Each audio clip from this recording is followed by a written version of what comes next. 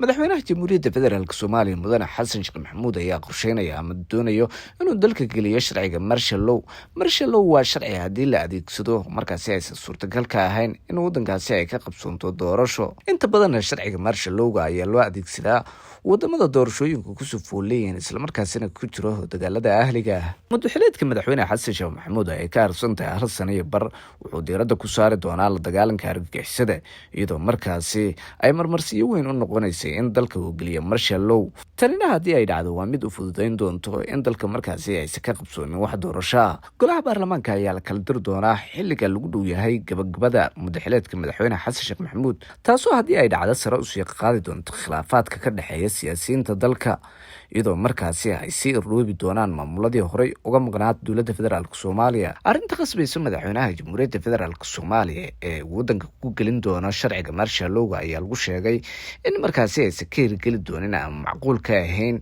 in dalka ay ka qabsoonto doorasho xor iyo xalaala, taas oo qof walba ku codaynaya gacantiisa. sidoo kalena aysan macquul ahayn in uu mudogororsi ku samaysto dowladdiisa maadaama uu ka diiday dowladdii ka horeysay. tani waa xoga saxa oo laga helayay ila ka dhow madaxweynaha jamhuuriyadda federaalk soomaaliya xasan sheekh maxamuud. qaybo ka mid ah khubarada ka faalooda siyaasadda ayaa qabo in dowladda xasan sheekh maxamuud aysan awood u lahayn in markaasi ay adeegsato sharciga marshallow maadaama aysan awood u lahayn in ay xakamayso cir iyo dhul awoodda soomaaliya, sidoo kalena aysan gacan ku haynin awoodda maamulada kalsoonida beesha caalamka. haddii ay dhacda in madaxweynaha jamhuuriyadda federaalk soomaaliya mudane xasan sheekh maxamuud iyo dowladdiisa ay ku adkaysato in ay adeegsadaan sharciga marshallowga, markaasi uu khadka ka bixi doono kalsoonida beesha caalamka ee ku aadaneed taageerada maaliyadda. tani wax saali doontaa in dowladda federaalk soomaaliya ay markaasi awoodi weyso in ay bixiso mushaaraadka ciidamada xoogga dalka iyo sidoo kale shaqaalaha dowladda, iyadoo dhanka kale dhibaatada dhaqaalaha dowladda federaalk soomaaliya ay u dheeraan doonto daadad siyaasadeed iyo qallaaso hor leh, taasoo aysan xamili karin ama aysan ka hortegi karin dowladda federaalk soomaaliya.